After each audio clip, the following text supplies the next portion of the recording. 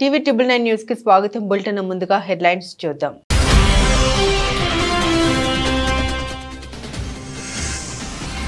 ఛత్తీస్గఢ్ లో అంతర్రాష్ట్ర సమన్వయ భేటీ 2026 నాటికి నక్సలిజం నుండి దేశానికి విముక్తి కలుగుతుందన్న కేంద్ర హోంమంత్రి అమిత్ షా.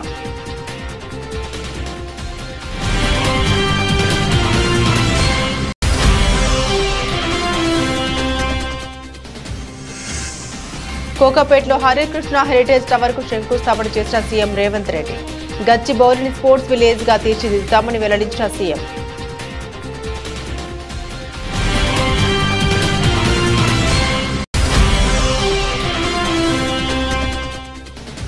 రాజమండ్రిలో వచ్చే నెల 8 నుండి 11 వరకు 78వ నేషనల్ మెగా బ్యాడ్మింటన్ పోటీలు. జాతీయ క్రీడాకారులు వస్తున్నారని తెలిపిన స్థానిక MLA organising committee chairman Adireddy Srinivas.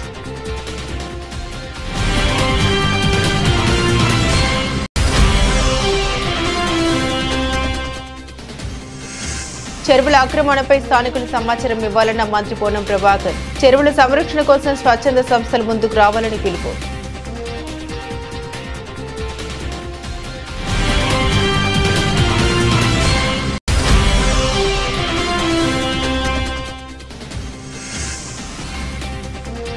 చెన్నైలో ఘనంగా మొదలైన ఇండియన్ రేసింగ్ లీగ్. విజేతలుగా నిలిచిన జోన్ లాంగస్టర్ జార్డెన్ పర్యాజ్.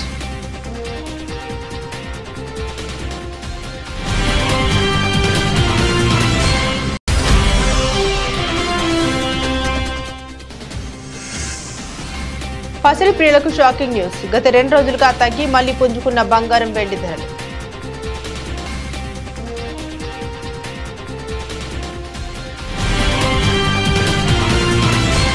ఇక వివరాలకు వెళ్తే ఛత్తీస్గఢ్ లో కేంద్ర హోంమంత్రి అమిత్ షా అధ్యక్షతన అంతర్రాష్ట్ర సమన్వయ భేటీ జరిగింది. ఈ కీలక సమావేశంలో ఛత్తీస్గఢ్ ముఖ్యమంత్రి, పొరుగు రాష్ట్రాల సీఎస్లు, డీజీపీలు పాల్గొన్నారు. ఈ భేటీలో అమిత్ షా మాట్లాడుతూ నక్సల్ ప్రభావిత రాష్ట్రాల్లో మౌలిక సౌకర్యాల కల్పన ఎదురవుతున్న సవాళ్లపై చర్చించామని వెల్లడించారు. దేశంలో నక్సలిజంపై పోరాటం చివరి దశకు చేరుకుందని తెలిపారు. 2026 నాటికి దేశానికి నక్సలిజం నుండి విముక్తి కల్పిస్తామని పేర్కొన్నారు. షా నక్సలిజాన్ని ఎదుర్కొనేందుకు సరైన వ్యూహంతో ముందుకెళ్తున్నామని తెలిపారు. నక్సలిజం వల్ల గత 10 సంవత్సరాల్లో 6,617 మంది భద్రతా సిబ్బంది, పౌరులు ప్రాణాలు కోల్పోయారని అమిత్ షా వివరించారు. ఇటీవల కాలంలో భద్రతా సిబ్బంది, పౌరుల మరణాలు 70% వరకు తగ్గాయని తెలిపారు. नक्सल प्रभावित क्षेत्रों में रूल ऑफ लॉ एस्टैब्लिश करने के लिए प्रयास करना और दूसरा जो विनाश सर्जित हुआ था, इसके कारण सर्जित हुई विकास की खाई को भरकर विकसित क्षेत्र बनाना. और मुझे हर्ष है कि कई एरिया, कई राज्य 2019 से के लेकर 24 तक नक्सल प्रभावित क्षेत्र के नाम से, तमगे से मुक्त हुए हैं. बिहार, झारखंड, उड़ीसा, आंध्र प्रदेश, तेलंगाना, मध्य प्रदेश और कमोबेश महाराष्ट्र भी, ये सारे राज्य, महाराष्ट्र का एक जिला छोड़कर, नक्सल समस्या से मुक्त हुआ है. मैं मानता हूं कि ये भारत सरकार का बहुत बड़ा अचीवमेंट है. 2036లో హైదరాబాద్ లో ఒలింపిక్ గేమ్స్ నిర్వహిస్తామని ముఖ్యమంత్రి రేవంత్ రెడ్డి అన్నారు. ఈ మేరకు తమకు అవకాశం కల్పించాలని ప్రధాని మోదీని కోరినట్లు తెలిపారు. అంతర్జాతీయ స్థాయిలో వసతులు కల్పించడానికి సిద్ధంగా ఉన్నామని తెలిపారు.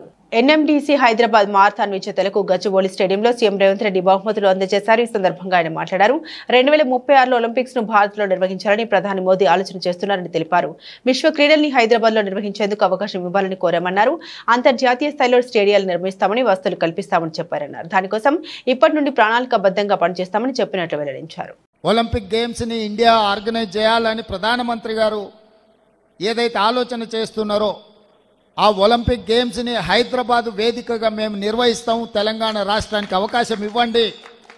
ఇంటర్నేషనల్ స్టాండర్డ్స్ స్టేడియంస్ని అన్నిటిని కూడా ఇన్ఫ్రాస్ట్రక్చర్ తెలంగాణ రాష్ట్ర ప్రభుత్వం క్రియేట్ చేస్తుంది. తెలంగాణ రాష్ట్ర ప్రభుత్వం ఆ వసతులను అన్నిటిని కూడా ఇప్పటి నుంచే ప్రణాళికబద్ధంగా అభివృద్ధి చేస్తామని చెప్పి మేము వారికి చెప్పడం జరిగింది.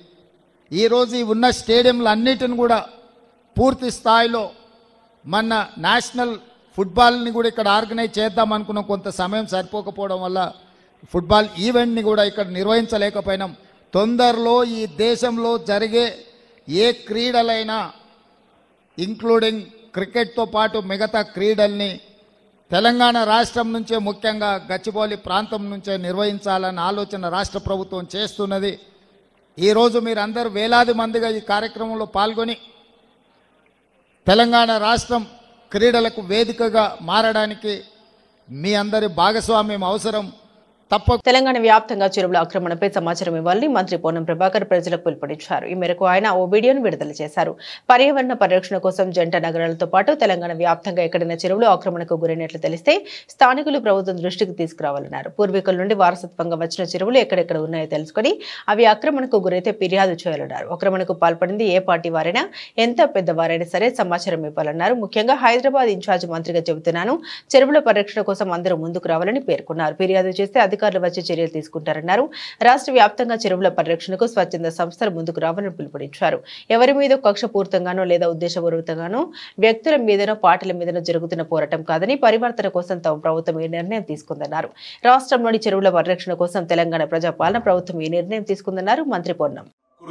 పర్యావరణాన్ని కాపాడాలని జంట నగరాలతో పాటుగా తెలంగాణ రాష్ట్ర వ్యాప్తంగా ఎక్కడైతే చెరువులు ఆక్రమణకు గురైన సమాచారం ఆ స్థానిక ప్రజలకు తెలిస్తే చాలు, దాన్ని ప్రభుత్వం దృష్టికి తీసుకురండి.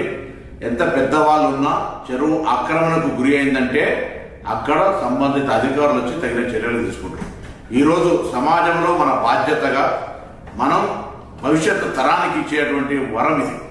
మీ ప్రాంతంలో మీకు ఎక్కడ ఆర్టీఐ ద్వారా తీసుకున్నా, పూర్వీకుల దగ్గర నుంచి వచ్చేటువంటి వారసత్వంలో చెరువులు ఎక్కడెక్కడ ఉండనో తెలుసుకొని అవి ఆక్రమణకు గురైతే ఎంత పెద్దవాళ్ళైనా సరే, ఏ పార్టీ వాళ్ళైనా సరే ఆ సమాచారాన్ని ప్రభుత్వానికి ఫిర్యాదు రూపంలో చేయండి. ముఖ్యంగా హైదరాబాద్ ఇన్ఛార్జ్ మంత్రిగా జరుగుతున్నటువంటి చెరువుల పరిరక్షణకు జరుగుతున్నటువంటి ఒక కార్యక్రమంలో హైదరాబాద్ జంట నగరాల ప్రజలు, రంగారెడ్డి ప్రజలు ప్రకృతిని, భవిష్యత్ తరాన్ని, చెరువులను కాపాడుకొని ఒక వ్యవస్థను కాపాడుకోవడం జరిగే ఈ యొక్క ప్రక్రియలో స్వచ్ఛందంగా మీ ప్రాంతంలో చెరువులను రక్షించుకోవడానికి తరలి రావాల్సిందే ఈ సందర్భంగా కోరుతాను. ప్రభుత్వం ఎవరి మీద కక్షపూరితంగా లేదా వ్యక్తిగతంగా ఉద్దేశపూర్వకంగా ఇందులో వ్యక్తుల మీద, పార్టీల మీద జరుపుతున్నటువంటి పోరాటం కాదు ఇది. ఒక ప్రభుత్వం ఒక పరివర్తన తేవాలనుకున్నప్పుడు కొద్దిగా కష్టమైన, నష్టమైన ఇది తప్పది. కాబట్టి మరొకసారి చెరువుల పరిరక్షణకు తెలంగాణ ప్రజాపాలన ప్రభుత్వం తీసుకున్న నిర్ణయానికి ఎక్కడెక్కడైతే చెరువుల ఆక్రమణకు గురైనయో వాటన్నిటి సమాచారాన్ని సంబంధిత అధికారుల దృష్టికి ఫిర్యాదు రూపంలో తీసుకురావాల్సిందిగా అందరికీ విజ్ఞప్తి చేస్తాను. ప్రతి ఇంట్లో ఒకరు జ్వరంతో బాధపడుతున్నారని, పిట్టల్లాగా ప్రజలు చనిపోతుంటే ప్రభుత్వానికి చీమ కుట్టినట్లయినా లేదని బీఆర్ఎస్ ఎమ్మెల్యే హరీష్ రావు విమర్శించారు. రాష్ట్రంలో డెంగ్యూ కేసులు 36% పెరిగాయన్నారు. డెంగ్యూ కేసులపై ప్రభుత్వం ఇప్పటివరకు ఒక సమీక్ష కూడా చేయలేదని తెలిపారు. ప్రభుత్వ దవాఖానాల్లో మందులు లేవన్నారు. ప్రజారోగ్యం కంటే ఏదైనా ముఖ్యమైనది ఉందా అని ప్రశ్నించారు. హైదరాబాద్ తెలంగాణ భవన్లో పార్టీ ఎమ్మెల్యేలు పల్లా రాజేశ్వరరెడ్డి, పైలట్ రోహితిరెడ్డితో కలిసి ఆయన మీడియాతో మాట్లాడారు. రాష్ట్రంలో పారిశుద్ధ్యం అస్తవ్యస్తంగా మారిందన్నారు. దోమల నివారణకు చర్యలు తీసుకుంటున్నారా అని ప్రశ్నించారు. రాష్ట్రంలో హెల్త్ ఎమర్జెన్సీ పరిస్థితి ఉందని తెలిపారు. డెంగ్యూపై సమీక్ష చేయకుండా విపక్షాలపై కక్ష సాధింపులకు పాల్పడుతున్నారని ఆగ్రహం వ్యక్తం చేశారు హరీష్ రావు. పేరుకు ప్రజాపాలన, కానీ జరుగుతున్నదంతా ప్రజా సమస్యలను పక్కదారి పట్టించే పాలన. సమస్యల పరిష్కారానికి బదులు సంచలనాల కోసం కాంగ్రెస్ ప్రభుత్వం, రేవంత్ రెడ్డి గారి ప్రభుత్వం సమయం కేటాయిస్తూ ఉంది. ఇవాళ రాష్ట్రంలో ఏం జరుగుతుందో మనందరం చూస్తున్నాం. మీరు జర్నలిస్టులుగా మీకు కూడా తెలుసు, మీ కుటుంబాల్లో కానీ, మీ బంధుమిత్రుల్లో కానీ ఎవరికి ఫోన్ చేసినా ప్రతి 2 ఇండ్లలో ఒకరు జ్వరంతో బాధపడుతున్నారు.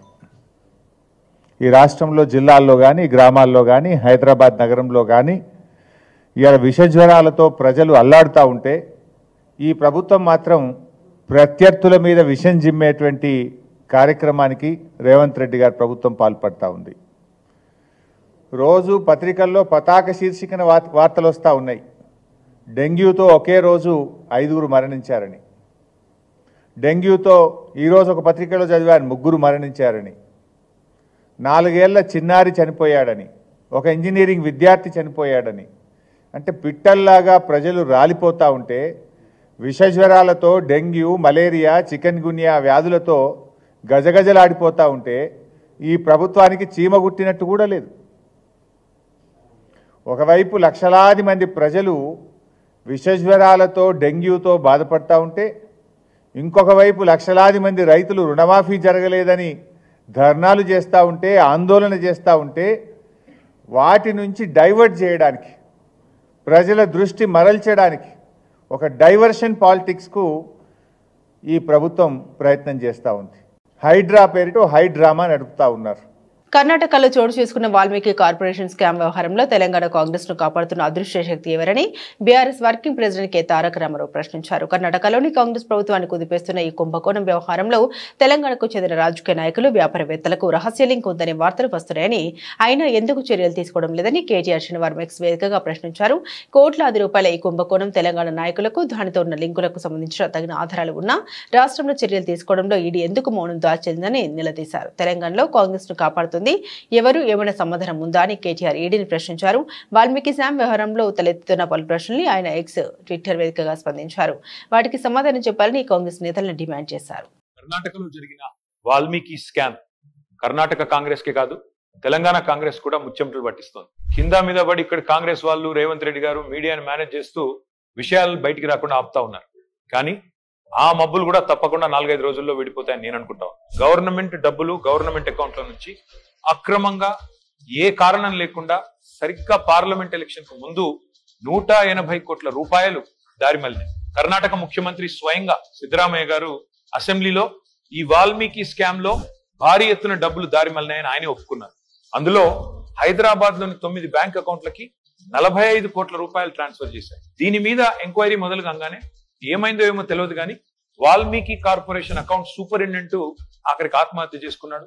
ఇవాళ ఆయన కుటుంబం రోడ్డున పడే పరిస్థితి. బ్యాంక్ అధికారులతో సహా 11 మందిని ఈడీ అరెస్ట్ చేసింది. కర్ణాటక నుండి మన తెలంగాణకు అక్రమంగా ఈ డబ్బు ఏ అకౌంట్లలోకి వచ్చింది, ఆ అకౌంట్లు ఎవరివి, ఈ తీగ లాగితే తెలంగాణ కాంగ్రెస్ దొంగ మొత్తం కదులుతా ఉన్నది. మొన్న పార్లమెంట్ ఎన్నికల్లో తెలంగాణ కాంగ్రెస్ పార్టీ తన ఖర్చులకు ఈ డబ్బులే వాడినట్టుగా అనిపిస్తా ఉంది. 4.5 కోట్ల రూపాయలు నేరుగా V6 బిజినెస్ అనే కంపెనీకి ట్రాన్స్ఫర్ అయినట్టుగా ఆధారాలు ఉన్నాయి. ఈ V6 బిజినెస్ కంపెనీ ఓనర్ ఎవరు? SIT, CID, ED ఈ దాడులన్నీ జరిగిన తర్వాత కూడా మన తెలుగు మీడియాలో ఈ వార్తలు రాకుండా అడ్డుకుంటున్నది ఎవరు? పార్లమెంట్ ఎన్నికల సమయంలో కొన్ని బంగారం షాపులు, బార్ల నుండి భారీ మొత్తంలో డబ్బులు తీసుకున్నట్టుగా తెలుస్తా ఉంది. వారికి కాంగ్రెస్ పార్టీకి ఉన్న అనుబంధం ఏంది? ఇవన్నీ కూడా బయటికి రావాలి. కర్ణాటక ముఖ్యమంత్రి సిద్ధరామయ్యను గనక పొరపాటున తొలగిస్తే పక్కన ఉన్న తెలంగాణ సర్కారు కూడా కూలుతుంది అని ఈ మధ్యనే కర్ణాటక మంత్రి సతీష్ జరికోలి అంటున్నారు. సెప్టెంబర్ 8వ తేదీ నుండి 11వ తేదీ వరకు 4 రోజుల పాటు రాజమండ్రిలో 78వ నేషనల్ మెగా బ్యాడ్మింటన్ 2024 ఈవెంట్ జరుగుతుందని Rajamahendravaram city MLA organising committee chairman Adireddy Srinivas వెల్లడించారు. ఈ ఈవెంట్ కి జాతీయ క్రీడాకారులు 150 మంది వరకు వస్తున్నారని, వీరందరికీ అన్ని రకాల సౌకర్యాలు కమిటీ ఏర్పాటు చేస్తుందని తెలిపారు. స్థానిక నారాయణపురం RMC ఇండోర్ షటిల్ కోర్టులో బ్యాడ్మింటన్ అసోసియేషన్ ఆధ్వర్యాన్ని ఏర్పాటు చేసిన మీడియా సమావేశంలో ఆయన మాట్లాడారు. అందరినీ ఇందులో భాగస్వామ్యం చేసి ఎక్కడ లోటు చేయకుండా చేయాలని చూస్తున్నామన్నారు. టోర్నమెంట్ ప్రారంభోత్సవానికి కేంద్ర మంత్రి కింజరాపు రామ్మోహన్ నాయుడు, మంత్రులు ఎం రాంప్రసాద్, కందుల దుర్గేష్, ఎంపీ దగ్గుబాటి పురంధేశ్వరి తదితరులను ఆహ్వానిస్తున్నట్లు తెలిపారు. September 8th, 9th, 10th, 11th ఈ 4 తేదీల్లో ఈస్ట్ గోదావరి బ్యాడ్మింటన్ అసోసియేషన్ ఆధ్వర్యంలో 78వ south zone inter state tournament జరుగుతూ ఉంది. 78వ south zone inter state tournament జరుగుతూ ఉంది. దాన్ని హోస్ట్ చేసే అవకాశం రాజమహేంద్రవరానికి ఇచ్చినందుకు ఆంధ్రప్రదేశ్ బ్యాడ్మింటన్ అసోసియేషన్ వారికి ధన్యవాదాలు తెలియజేస్తూ, సుమారు 2 దశాబ్దాల తర్వాత ఈ యొక్క టోర్నమెంట్ హోస్ట్ చేసే అవకాశం రాజమహేంద్రవరానికి రావడం చాలా ఆనందంగా ఉంది. అలాగే ఆంధ్రప్రదేశ్, తెలంగాణ, కేరళ, కర్ణాటక, తమిళనాడు, పాండిచ్చేరి, అండమాన్ అండ్ నికోబార్ ఐలాండ్స్ ఇక్కడి నుంచి సుమారు 150 నుంచి 200 మంది జాతీయ క్రీడాకారులు ఈ మెగా బ్యాడ్మింటన్ 2024 ఈవెంట్కి వస్తూ ఉన్నారు. ఇది మా తాలూకు ఆలోచన, మా తాలూకు కోరిక. ఇక్కడ ఎంతో మంది క్రీడాకారులు ఉన్నారు, ఎంతో మంది నైపుణ్యం కలిగిన వారు ఉన్నారు. కానీ వాళ్ళ ఒక క్రీడని ప్రదర్శించడానికి సరైన వేదిక దొరకట్లేదు. ఆ వేదికని ప్రొవైడ్ చేయవలసిన బాధ్యత, కనీస బాధ్యత ప్రభుత్వాల పైన ఉంది. ఆ బాధ్యతను మనం నిర్వర్తిద్దాం, క్రీడాకారులకి ప్రోత్సాహం అందిద్దామని కూడా వారందరికీ తెలియచేసాం. తప్పకుండా రాబోయే రోజుల క్రీడాకారులకు అంతా కూడా మంచి రోజులు వస్తాయని కూడా వారందరికీ కూడా తెలియచేస్తూ, మీడియా వారిని కూడా ఆ 4 రోజులు కూడా దగ్గరుండి మన రాజమండ్రికి వచ్చిన గౌరవాన్ని మరింత పెరిగే విధంగా ఈ జిల్లానో లేకపోతే ఈ రాష్ట్రమే కాదు వివిధ రాష్ట్రాలందరికీ కూడా ఈ అంశాలు రాజమహేంద్రవరంలో ఎంత గొప్పగా ఘనంగా ఈ యొక్క టోర్నమెంట్ నిర్వహిస్తున్నారని తెలిసే విధంలో మీరు కూడా భాగ్యస్వాములు అవ్వాలని మీడియా వారికి కూడా విజ్ఞప్తి చేస్తూ అందరికీ ధన్యవాదాలు. తన మెడికల్ కాలేజీను ముఖ్యమంత్రి రేవంత్ రెడ్డి కూల్చే కుట్ర చేస్తున్నారని జనగామ బీఆర్ఎస్ ఎమ్మెల్యే పల్లా రాజేశ్వర్ రెడ్డి ఆరోపించారు. 25 ఏళ్ల క్రితం తాము విద్యా సంస్థలు స్థాపించామని గుర్తు చేశారు. గత 8 నెలలుగా వ్యక్తిగతంగా తన మీద తన కుటుంబం మీద దాడి జరుగుతుందని విమర్శలు చేశారు. గతంలో ఎప్పుడూ ఇలాంటి దాడి తన మీద జరగలేదని పల్లా రాజేశ్వర్ రెడ్డి తెలిపారు. నీటిపారుదల శాఖ తమకు ఎన్ఓసీ ఇచ్చిందని అదే శాఖ తన మీద ఇప్పుడు కేసు పెట్టిందని మండిపడ్డారు. తన భూమిలో మాత్రమే నిర్మాణాలు చేశామని స్పష్టం చేశారు. చెరువు భూమి ఇంచు కూడా ఆక్రమించలేదని తేల్చి చెప్పారు. సర్వే చేసి కబ్జా చేసినట్లు నిరూపిస్తే కూల్చడానికి సిద్ధంగా ఉన్నామని సవాల్ విసిరారు. ఎక్కడ తప్పు జరిగిందో చెప్పి అధికారులు నోటీసులు ఇవ్వాలని పల్లా రాజేశ్వర్ రెడ్డి స్పష్టం చేశారు. రోజు పొద్దున్నే ఒక రెవెన్యూ కానీ లేకపోతే ఇరిగేషన్ కానీ లేకపోతే విజిలెన్స్ కానీ లేకపోతే ఎన్ఫోర్స్మెంట్ వాళ్ళు కానీ ఇంటెలిజెన్స్ వాళ్ళు కానీ పోలీస్ వాళ్ళు కానీ ఏదో దాంతో వస్తారు బెదిరించడం. అది వేరే వాళ్ళు ఎవరో కంప్లైంట్ ఇచ్చిందని చెప్పేసి కంప్లైంట్ ఇస్తే ఇవ్వండి అంటే లేదు ఓరల్గా ఉందంటారు. మేము కంప్లైంట్ ఇట్లా ఇబ్బంది పెడుతుందని చెప్పేసి మేము కంప్లైంట్ ఇస్తే పోలీస్ స్టేషన్లో తీసుకోరు. ఇతరులు కంప్లైంట్ చేస్తున్నారని చెప్పేసి మా దగ్గరికి మాత్రం వచ్చి ఇబ్బంది పెడుతుంటారు. కాబట్టి 9 నెలల్లో నా మీద కానీ నా విద్యా సంస్థల మీద కానీ జరిగిన దాడి 25 సంవత్సరాలు ఎప్పుడు జరగలే. ఇది సరైనది కాదని చెప్పి నేను భావిస్తున్నా. ఇవాళ విద్యా సంస్థలున్నాయి బాగుంటే విద్యార్థులకు సేవ అందుతే మంచి క్వాలిటీ ఎడ్యుకేషన్ ఉంటే వస్తారు తప్ప ఇవాళ బీఆర్ఎస్ పార్టీ అనో పల్లరాజేశ్వర అనో ఎవరు చేరరు. ఇవాళ రాష్ట్రంలో NIRFలో 5వ ర్యాంకులో వచ్చిందంటే అక్కడున్న క్వాలిటీ ఎడ్యుకేషన్ ఇస్తున్నాం కాబట్టి వచ్చింది తప్ప మరొకటి కాదు. ఇవాళ మెడికల్ కాలేజీ కూల్స్తామని చెప్పేసి ఏదైతే వాళ్ళు ప్రయత్నం చేస్తున్నారో దానికి సంబంధించిన నీటిపారుదల శాఖ, రెవెన్యూ శాఖ, కలెక్టర్ గారు, HMDA గారు అందరూ పర్మిషన్లు ఇచ్చిన తర్వాతనే ఆ యొక్క భవన నిర్మాణాలు చేపట్టినాం. అది కంప్లీట్ అయింది. ఇవాళ నీటిపారుదల శాఖ వాళ్ళే మాకు ఇచ్చారు. ఆ నీటిపారుదల శాఖ వాళ్ళు వచ్చి నిన్న కేసు పెట్టారు. ఆ కేసులో వాళ్ళు ఎక్కడ కూడా ఏం చెప్పలే. కేసులో ఏం పెట్టారు, ఇంత ఎక్స్టెంట్ నేను జరిగినాను కానీ లేకపోతే ప్రభుత్వ భూమి లేకపోతే చెరువు భూమిలో నేను వచ్చిందని కూడా అక్కడెక్కడ మెన్షన్ చేయలే. అనురాగ్ ఇన్స్టిట్యూషన్స్ బఫర్ జోన్లోకి వచ్చినాయి అని చెప్పి చెప్తున్నారు.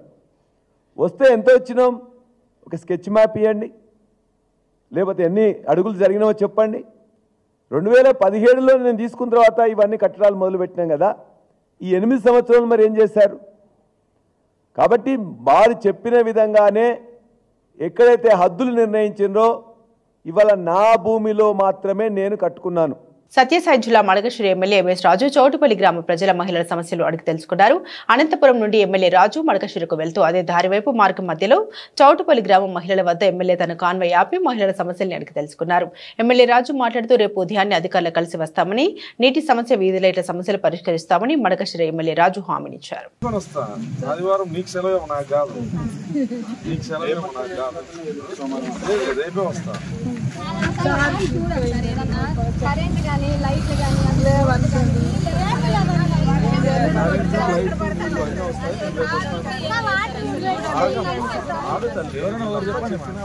హైడ్రా పేరుతో తెలంగాణలో హైడ్రామా నడుస్తోందని మాజీ మంత్రి బీఆర్ సిద్దిపేట ఎమ్మెల్యే తన్నీరు హరీష్ రావు తీవ్ర విమర్శలు గుప్పించారు.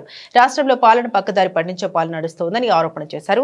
విష జ్వరాలతో ప్రజలు అల్లాడుతున్నారని హరీష్ రావు ఆందోళన వ్యక్తం చేశారు. ప్రభుత్వం డైవర్షన్ పాలిటిక్స్ చేస్తోందని తీవ్ర ఆగ్రహం వ్యక్తం చేశారు. ఈ రోజు తెలంగాణ భవన్లో హరీష్ రావు మీడియాతో మాట్లాడుతూ ప్రభుత్వం ప్రతిపక్షాలను టార్గెట్ చేస్తోందని ధ్వజమెత్తారు. బీఆర్ఎస్ జనగామ ఎమ్మెల్యే పల్లా రాజేశ్వర్ రెడ్డిని సీఎం రేవంత్ రెడ్డి టార్గెట్ చేశారని ఆరోపించారు. ఆయన ఆర్థికంగా, రాజకీయంగా ఇబ్బంది పెట్టాలని రేవంత్ చూస్తున్నారని హరీష్ రావు ఫైర్ అయ్యారు. మేమేమి హైడ్రాకు వ్యతిరేకం కాదు, అక్రమ కట్టడాలను ఖచ్చితంగా కొట్టాల్సిందే, దాన్ని మేమేం సమర్థించం, ఎక్కడ కూడా ఈ అక్రమాలను మేము సమర్థించం. కానీ టార్గెటెడ్గా, పొలిటికల్గా, రాజకీయ ప్రేరితమైనటువంటి దాంట్లో అధికారులు అత్యుత్సాహాన్ని ప్రదర్శించొద్దు. దయచేసి డాక్యుమెంట్స్ అన్ని పరిశీలించండి, న్యాయాన్ని గుర్తించండి, అన్నీ చేసిన తర్వాత నోటీస్ ఇచ్చి పద్ధతిలో చేయండి ఏదైనా చేస్తే. కానీ అధికారం ఉంది కదా అని, వాళ్ళు చెప్పింది కదా అని రాత్రికి రాత్రి చేసి బుల్డోజింగ్ పద్ధతిని చేయకూడదని చెప్పి మేము అధికారులకు కూడా ఈ సందర్భంగా చెప్తా ఉన్నాం. ఎందుకంటే రాజకీయంగా అంటే పల్లా రాజేశ్వర రెడ్డి గారు కొట్లాడతాం, బీఆర్ఎస్ పార్టీ మేము అందరం కొట్లాడతాం. కానీ రాజకీయంగా ఉన్నటువంటి కక్షను అటు విద్యా సంస్థల మీదనో ఆసుపత్రుల మీదనో మనం చేయడం సరియైంది కాదు. రాజకీయ కక్షలకు ఆసుపత్రులు విద్యా సంస్థలు కేంద్రం కాకూడదు అని చెప్పి నేను ఈ సందర్భంగా ప్రభుత్వాన్ని తెలియజేస్తా ఉన్నా. తెలంగాణ రాష్ట్ర వ్యాప్తంగా డ్రగ్స్ గంజాయి మహమ్మారిపై రాష్ట్ర ప్రభుత్వం ఉక్కుపాదం మోపుతూ దాన్ని అరికట్టేందుకు కఠిన చర్యలు తీసుకుంటున్న సందర్భంగా యువత గంజాయి మత్తుకు బానిసలై తమ జీవితాన్ని నాశనం చేసుకునే దిశగా అడుగులు వేయకుండా వారికి అవగాహన కల్పిస్తూ చైతన్యవంతం చేసేందుకు గాను రత్నగిరి ఫౌండేషన్ ఆధ్వర్యంలో నేడు కొల్లాపూర్ పట్టణంలో వివిధ పాఠశాల కళాశాల విద్యార్థులు యువతతో కలిసి పట్టణ పురవీధుల గుండా భారీ ర్యాలీ నిర్వహించారు. ఈ సందర్భంగా విద్యార్థులను ఉద్దేశించి జిల్లా ఎస్పీ గాయక్వాడ్ వైభవ్ గారు మాట్లాడారు. గతంలో ఇలాంటి అవేర్నెస్ ర్యాలీలు నిర్వహించిన పరిస్థితి లేదు, నేడు ఎందుకు వస్తుంది అన్నది ఆలోచించాలి. ముఖ్యంగా సోషల్ మీడియాలో మంచిని వదిలేసి చెడు వాటికి ఎక్కువ ఆకర్షణ అవుతున్నారు. డీఎస్పీ బి శ్రీనివాస్ గారు మరియు ఎక్సైజ్ సూపరింటెండెంట్ గాయత్రి గారు మాట్లాడుతూ యువత గంజాయి మత్తులు జీవితాలు నాశనం చేసుకుని కుటుంబాలకు శోకం మిగిల్చవద్దని సూచించారు. తెలుసు ఇది drugs issue, already Arun Kumar గారు చెప్పారు. ఈ డ్రగ్స్ ఇష్యూ గురించి మన ఇంత చిన్న టౌన్ లో, చిన్న డిస్టిక్ లెవెల్లో, రూరల్ బ్యాక్గ్రౌండ్ లెవెల్లో ఈ టైప్ లో ర్యాలీ, ఈ టైప్ లో అవేర్నెస్ ప్రోగ్రామ్ అవకాశం ఉంది. ఇప్పుడు ఈ టైప్లో ఆలోచన మేము 4-5 ఇయర్స్ ముందు చేయలేదు. సో ఈ సిచ్యువేషన్ ఎందుకు వచ్చింది అంటే ఇప్పుడే ఈ డ్రగ్స్ ఎస్పెషల్లీ గాంజా మన విలేజ్ లెవెల్లో దొరుకుతుంది. చిన్న పిల్లలు 15 ఇయర్స్ 14 ఇయర్స్ పిల్లలు కూడా ఈ డ్రగ్స్లో అడిక్ట్ అవుతున్నారు. ఎందుకు అవుతున్నారు అంటే ఈ రెగ్యులర్గా మన సోషల్ మీడియా కానీ, తర్వాత వేరే వెస్టర్న్ కల్చర్ కానీ, బయటకి రాష్ట్రంలో ఏం జరుగుతుందే అదే మన ఈజీలీ యాక్సెస్ ఉంది. మన సోషల్ మీడియా కానీ, ఇంటర్నెట్ కానీ ఈజీగా యాక్సెస్ ఉంది. దాని కాబట్టి మన వాళ్ళు కూడా అదే బ్యాడ్ అడిక్షన్లో ఈజీగా అట్రాక్ట్ అవుతున్నారు. సోషల్ మీడియాలో, ఇంటర్నెట్లో both bad and good things ఉన్నాయి. బట్ మన వాళ్ళు ఈజీగా ఎక్కడ అట్రాక్ట్ అవుతున్నారు? బ్యాడ్ థింగ్స్లో అవుతున్నారు. సో మన అబ్జర్వేషన్ ఏముంది, ఎందుకు పిల్లలు ఈ డ్రగ్స్లో అడిక్ట్ అవుతున్నారు అంటే ఎస్పెషల్లీ 3 రీజన్స్. అది ఫస్ట్ రీజన్స్ కి మన డిప్రెషన్లో ఉన్నారు, కొంచెం సాడ్ ఉంది, కొంచెం ఇంటికి ప్రాబ్లం ఉంది, పువర్ బ్యాక్గ్రౌండ్ ఉంది, దానికోసం మన డ్రగ్లో అడిక్ట్ అవుతున్నారు. ఏ సొల్యూషన్ వస్తే అది డ్రగ్లో అడిక్ట్ అయిన తర్వాత మన డిప్రెషన్ తక్కువ కాదు, ఇంకా పెరుగుతుంది. సో ఈ డిప్రెషన్, పువర్ ఫ్యామిలీ బ్యాక్గ్రౌండ్, మన ఏదైనా ప్రాబ్లం ఉంది, అదే డ్రగ్స్లో అడిక్ట్ అయిన తర్వాత తక్కువ కాదు, ఇంకా ఎక్కువ అయితే. సెకండ్ రీజన్ అంటే మన పిల్లలు ఏ ఆలోచన చేస్తా కి అది after taking ganja or after smoking cigarettes and all this they feel like smart and cool. అదే యాటిట్యూడ్ ఉంది పబ్లిక్ లో. అరే చాలా మంది అది స్మోకింగ్ చేస్తున్నారు, తర్వాత రింగ్ అది స్మోక్ బయటకి వస్తున్నారు, చాలా హ్యాపీగానే అది వీడియో క్లిక్ చేసి సోషల్ మీడియాలో పెడుతున్నారు. సో ఇది looking like a cool and smart. అదే యాక్చువల్లీ అదే రైట్ లేదు. చిత్తూరు నగరంలోని టీటీడీ కళ్యాణ మండపంలో ఎంవీ కేశవరెడ్డి స్మారక ఫౌండేషన్, భారతీయ తెలుగు రచయితల సంఘం ఆధ్వర్యంలో తెలుగు వైభవం జాతీయ స్థాయి శతావేదిక కవికా సమ్మేళన కార్యక్రమాన్ని నిర్వహించారు. ముఖ్య అతిథిగా పాల్గొని ఎమ్మెల్యే గురుజాల జగన్మోహన్ మాట్లాడుతూ తెలుగు భాష అభివృద్ధికి స్వర్గీయ నందమూరి తారక రామారావు ఎంతగానో కృషి చేశారన్నారు. తెలుగు భాషకు పట్టం కట్టడానికి ఇలాంటి సదస్సులు నిర్వహించడం హర్షణీయమన్నారు. కన్న తల్లిని ప్రేమించేవాడు తెలుగు భాషను ప్రేమిస్తాడని, భాషను ప్రేమించేవాడు దేశాన్ని ప్రేమిస్తాడని తెలిపారు. తెలుగు భాష వైభవానికి తన సహాయ సహకారాలు ఎల్లప్పుడూ ఉంటుందన్నారు. ఈ సందర్భంగా ఎమ్మెల్యే గురుజాల జగన్మోహన్, ఆహ్వాన కమిటీ సభ్యులు శ్రీధర్ రెడ్డి, అధ్యక్షులు మరిపూడి దేవేంద్రనాథ్, సంఘ సభ్యులు ఘనంగా దుశాలువ కప్పి సన్మానించారు. అనంతరం ఎమ్మెల్యే ప్రతిభ కనబరిచిన కవులను సన్మానించి సత్కరించారు. ఈ కార్యక్రమంలో అధిక సంఖ్యలో కవులు, పండితులు పాల్గొన్నారు.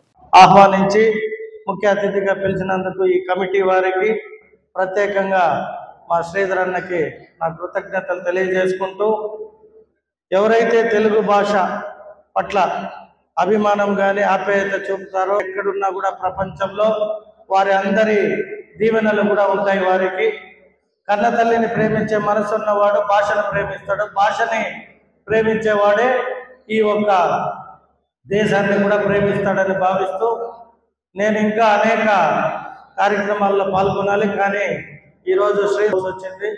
ఖచ్చితంగా ఇటువంటి కార్యక్రమాలని మీరు ఇంకా ముందు మంచి కార్యక్రమాలు చేపట్టాలి. మా వంతు కూడా అనేక రకాలుగా సహకారం అందిస్తాము.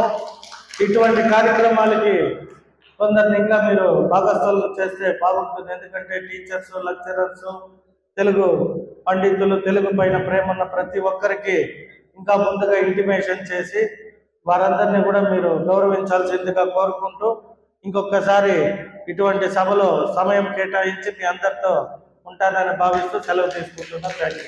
అనుకున్న దానికంటే ముందే వరద రావడంతో నాగార్జున సాగర్ ప్రాజెక్టు పూర్తిగా నిండిపోయింది. ఎగువ నుండి భారీగా వరద నీరు వచ్చి చేరడంతో నిండుకుండం తలపిస్తోంది. పూర్తి స్థాయి నీటి మట్టం ఉండడంతో అధికారులు 2 గేట్లు ఎత్తి కిందికి వదులుతున్నారు. అయితే అలల తాకిడికి ప్రాజెక్టు క్రస్టు గేట్లపై నుండి కృష్ణమ్మ కిందికి దూకుతుంది. దీంతో అన్ని గేట్లను ఎత్తారా అనేట్లుగా నీరు కిందికి వస్తుంది. కాగా సాగర్ ప్రస్తుతం పూర్తి స్థాయి నీటి మట్టం 590 అడుగులు. ప్రాజెక్టులోకి 64,699 క్యూసెక్ల ఇన్ఫ్లో వస్తుండగా అంతే మొత్తంలో దిగువకు వెళ్తుంది. జలాశయంలో గరిష్ట నీటి నిల్వ అంటే 312.50 టీఎంసీలు ఉన్నాయి. 2 గేట్ల ద్వారా 16,200 క్యూసెక్ల నీటిని వదులుతున్నారు. ఇక విద్యుత్ ఉత్పత్తి కుడి ఎడమ కాల్వలకు నీటిని విడుదల చేస్తున్నారు. ఏపీ ఉప ముఖ్యమంత్రి పవన్ ఇలాకాలో స్వర్ణ గ్రామ సభ సాగింది. కాకినాడ జిల్లా గొల్లప్రోలు మండలం వన్నెపూడి గ్రామ సభలో 2 వర్గాల మధ్య ఘర్షణ నెలకొంది. గ్రామ సభలో సమస్యలపై అభిప్రాయాలు తెలపాలని గ్రామ సర్పంచ్ నాగబాబు కోరారు. సెక్రటరీకి సమస్యలు తెలుపుతుండగా 2 వర్గాల మధ్య వాగ్వివాదం చోటు చేసుకుంది. ఒకరిపై ఒకరు కుర్చీలు విసురుకున్న వైనం. సర్పంచ్ వర్గంపై ఎదురు తిరిగిన మరొక వర్గం టెంట్ కర్రను ఊడబీకి గంధ రామకృష్ణ అనే వ్యక్తిపై మరో వ్యక్తి దాడి చేశారు. గాయపడ్డ వారిని పిఠాపురం ప్రభుత్వ ఆసుపత్రికి తరలించి చికిత్స అందిస్తున్నారు. దాడికి దిగిన వ్యక్తులు జనసేన పార్టీకి చెందిన కార్యకర్తలుగా ఎంపీ తంగెల శ్రీనివాస్ వర్గానికి చెందిన వారిని గాయపడిన వ్యక్తి రామకృష్ణ తెలిపారు. అయితే పాత గొడవలు దృష్టిలో పెట్టుకుని 2 వర్గాల మధ్య గ్రామ సభలో గొడవ జరిగినట్లుగా స్థానికులు చెబుతున్నారు.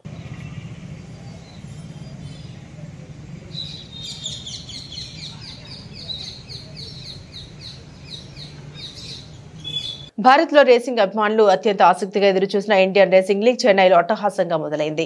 ఇండియన్ రేసింగ్ ఫెస్టివల్లో భాగంగా శనివారం జరిగిన ఐఆర్ఎల్ ఫార్ములా 4 ఇండియన్ ఛాంపియన్షిప్ ఆరంభ రేసులో చెన్నై టర్బో రైడర్స్ కు ప్రాతినిధ్యం వహిస్తున్న జోన్ లాంకస్టర్, బెంగళూరు స్పీడ్స్టర్ డ్రైవర్ జార్డెన్ పర్యాట్ విజేతలుగా నిలిచారు. ఏ లెవెల్ డ్రైవర్ల కోసం నిర్వహించిన రేసులో లాంకస్టర్ రేసును 27 నిమిషాల 15.812 సెకండ్లో పూర్తి చేసి అగ్రస్థానాన్ని దక్కించుకున్నారు. ఇక F4 ఇండియన్ ఛాంపియన్షిప్ రేసును 21 నిమిషాల 14.967 సెకండ్లో పూర్తి చేసిన జార్డెన్ అగ్రస్థానం కైవసం చేసుకున్నారు. బెంగళూరు యువ డ్రైవర్ ఈ లీగ్ లో స్టాచి రాయల్ బెంగాల్ టైగర్స్ కు ప్రాతినిధ్యం వహిస్తున్న Rohan Alva IRL F4 India championship లోను 3 స్థానంలో నిలిచాడు. కాగా ఈ లీగ్ లో భారీ ఆశలతో బరిలోకి దిగిన హైదరాబాద్ బ్లాక్ బర్డ్స్ 2 రేసుల్లోనూ నిరాశపరిచింది. ఫజరీ ప్రియులకు మళ్లీ షాకింగ్ న్యూస్. గత 2 రోజులుగా తగ్గిన బంగారం, వెండి ధరలు ఈ రోజు మాత్రం పుంజుకున్నాయి. ఈ నేపథ్యంలో దేశ రాజధాని ఢిల్లీలో ఉదయం 6:30 నాటికి 24 క్యారెట్ల బంగారం రేటు 10 గ్రాములకు గాను 400 పెరిగి 73,190కు చేరుకుంది. 22 క్యారెట్ల బంగారం ధర 10 గ్రాములకు 67,100కు చేరుకుంది. ఇదే సమయంలో హైదరాబాద్, విజయవాడలో 24 క్యారెట్ల బంగారం ధర 10 గ్రాములకు 73,040కు చేరుకోగా 22 క్యారెట్ల బంగారం ధర 10 గ్రాములకు గాను 66,950 రూపాయలకు చేరుకుంది. మరోవైపు వెండి ధర కూడా కిలోకు 1,400 పెరిగింది. దీంతో ఢిల్లీలో కిలో వెండి ధర 88,000కు చేరుకుంది. బులెటిన్ ముగించే ముందు హెడ్లైన్స్ మరోసారి.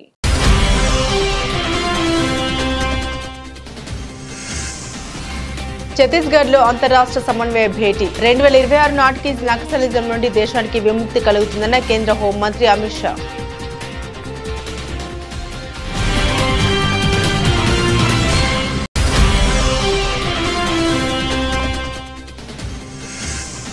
కోకాపేటలో హరికృష్ణ హెరిటేజ్ టవర్ కు శంకుస్థాపన చేసిన సీఎం రేవంత్ రెడ్డి.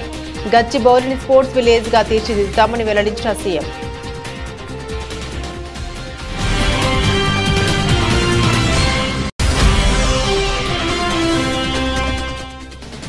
రాజమండ్రిలో వచ్చే నెల 8 నుండి 11 వరకు 78వ నేషనల్ మెగా బ్యాడ్మింటన్ పోటీలు. జాతీయ క్రీడాకారులు వస్తున్నారని తెలిపిన స్థానిక MLA organising committee chairman Adireddy Srinivas.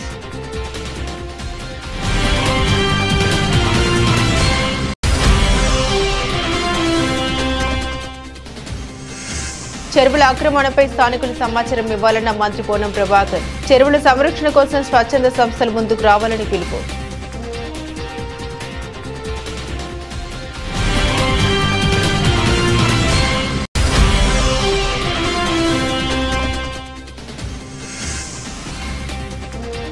చెన్నైలో ఘనంగా మొదలైన ఇండియన్ రేసింగ్ లీగ్. విజేతలుగా నిలిచిన జోన్ లాంగస్టర్, జార్డెన్ పర్యాట్.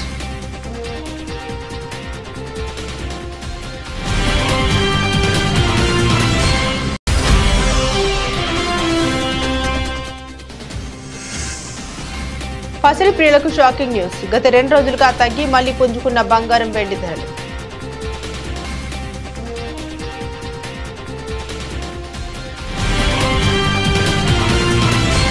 ఇవి బులెటిన్లోని విశేషాలు. తిరిగి మరో బులెటిన్తో మళ్ళీ కలుసుకుందాం. అంతవరకు సెలవు.